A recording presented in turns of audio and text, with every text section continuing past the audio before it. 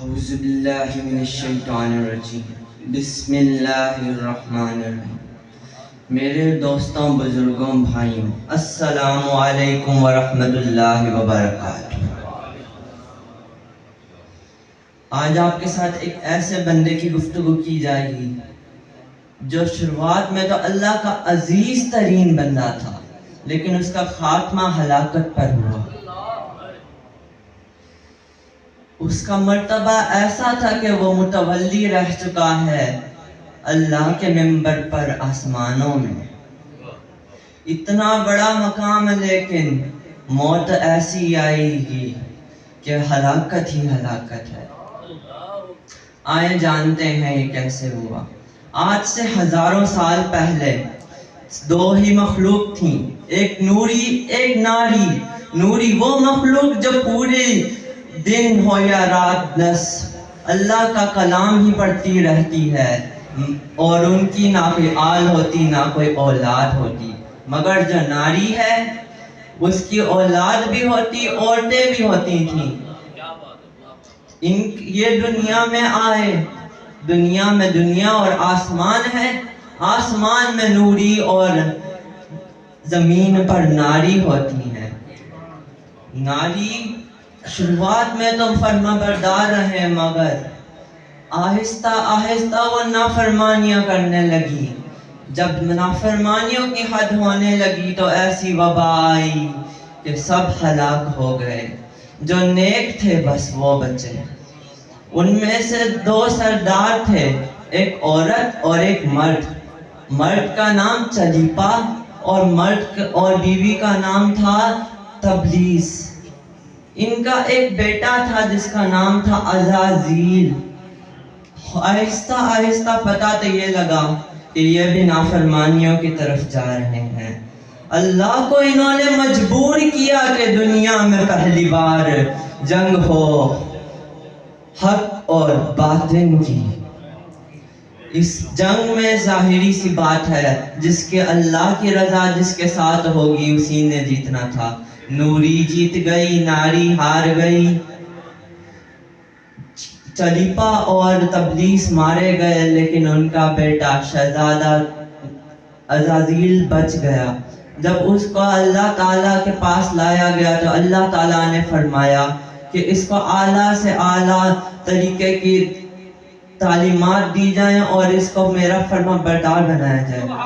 اس نے اتنی محنت کی، اس نے ہر چیز پر دھیان دیا۔ وہ 40,000 سال تک متولی رہا، 20,000 سال تک جنت کا خزانچی رہا، 80,000 سال تک فرشتوں کا ساتھی رہا، مگر ہلاکت تو اس کی ہونی ہی تھی۔ اور پھر جب اس نے ایک دفعہ پڑھا اعوذ باللہ من الشیطان الرجیم، تو اس نے پوچھا یا رب یہ کس کے لیے بنایا جا رہا ہے؟